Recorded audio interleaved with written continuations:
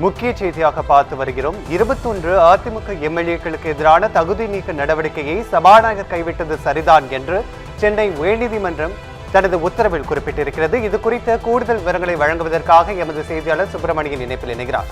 வணக்கம் சுப்பிரமணியன், உயர்நீதிமன்ற உத்தரவின் விவரங்கள் என்ன? வணக்கம் ராஜேஷ்.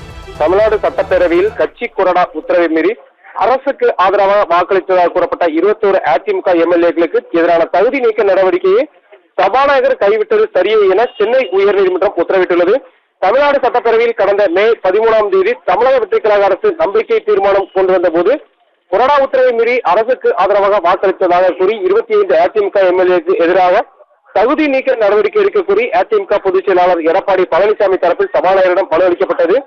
இதற்கிடையே 4 எம்எல்ஏக்கள் ராஜினாமா செய்த நிலையில் மீதமுள்ள 21 எம்எல்ஏக்களும் மன்னிப்பு கோரி கடிதம் அளித்திருந்தனர். இதையடுத்து அவர்களுக்கு எதிரான தகுதி நீக்க நடவடிக்கையை கோரி மனுவை திரும்ப பெற்றுக் கொள்வதாக எடப்பாடி பழனிசாமி சபாநாயகருக்கு கடிதம் அளித்துள்ளார். அதனை ஏற்ற சபாநாயகர் 21 எம்எல்ஏக்களுக்கு எதிரான தகுதி நீக்க நடவடிக்கையை கைவிடுவதாக உத்தரவிட்டுள்ளார்.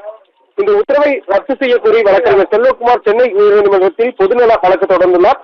இந்த வழக்கை தலைமை நீதிபதி சுஸ்ருத் அரவிந்த் தர்மதிகாரி, நீதிபதி அருள்முருகன் ஆகியோர் அடங்கிய அமர்வு விசாரித்தது. விசாரணையின் போது கட்சி மாறிய வாக்களித்த எம்எல்ஏக்களின் செயல்பாட்டை மன்னித்து பொதுச் செயலாளர் கடிதம் அளித்திருந்தாலும் அவர்களுக்கு எதிரான தகுதி நீக்க நடவடிக்கையை தொடர வேண்டும் என்ற மனுதாரர் தரப்பு வாதத்தை ஏற்க முடியாது என நீதிபதிகள் தெரிவித்தனர். மேலும் சட்டப்படி 15 நாட்களுக்குள் அவர்களை மன்னித்து கடிதம் அளிக்கப்பட்டுள்ளதால் தகுதி நீக்கம் செய்வதற்கான கேள்வியே இயலாது என கூறி நீதிபதிகள் 21 எம்எல்ஏக்களுக்கான எதிரான தகுதி நீக்க நடவடிக்கையை சபாநாயகர் கைவிட்டது சரியே என தெரிவித்தனர்.